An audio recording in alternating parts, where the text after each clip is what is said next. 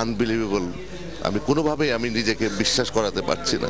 ওনার যেসব কাঙ্ক্ষিত যেসব কাজ তোমরা সম্মিলিতভাবে এগিয়ে নিয়ে যাবে। আমার মনে হলো যে আমরা অভিভাবক হারা, একদম বড় ভাই হারা হয়ে গেলাম আর কি। সৃষ্টিশীলতার শীর্ষে থাকা দুইজন মানুষ চলে গেছে সড়ক দুর্ঘটনায়।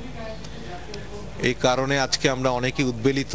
বাংলাদেশের নিউজ সাংবাদিকতা তার হাতেই পত্তন এই দেশে।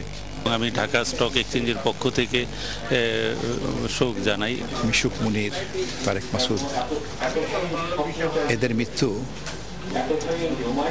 এর কিভাবে এর প্রকাশ করা যাবে এটা বলা মুশকিল। আমরা আমাদের ভাইদেরকে হারালাম, তো জাতি হারালো, কিন্তু অনেক বড় বড় ভাইদের হারালো। তারা অনেক ট্যালেন্ট, অনেক জিনিয়াস।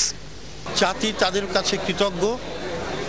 তারা নিরবিচ্ছিন্ন মুক্তিযুদ্ধের কথা বলেছেন, নিরবিচ্ছিন্ন মুক্তিযুদ্ধের চলচ্চিত্র নির্মাণ করেছেন। শহীদ মুনীর চৌধুরীর সন্তান, আমাদের আরেক ঘনিষ্ঠ বন্ধু, অত্যন্ত প্রতিভাবান এক ক্যামেরাম্যান, খুবই দক্ষ, এবং মিশুকের মতো ক্যামেরাম্যানও তো আমরা সহজেই দেশে সৃষ্টি করতে পারবো না। তো আমার দেশের সব বড় বড় সম্পদ হারিয়ে যাবেন আর আমরা সবাই মাথা পেতে নেব, এটা কখনোই হতে পারে না। একের পর এক দুর্ঘটনা আমাদের দেশের, আমাদের রত্নগুলি ঝরে পড়ছে, অত সরকার নির্বিকার।